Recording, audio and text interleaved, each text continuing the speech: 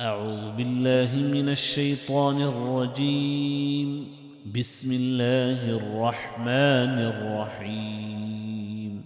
أفحسبتم أنما خلقناكم عبثا وأنكم إلينا لا ترجعون فتعالى الله الملك الحق لا إله إلا هو رب العرش الكريم.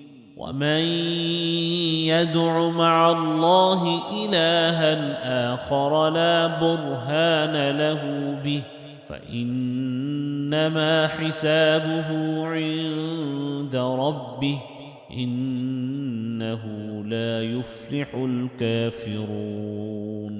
وقل رب اغفر وارحم وأنت خير الراحمين.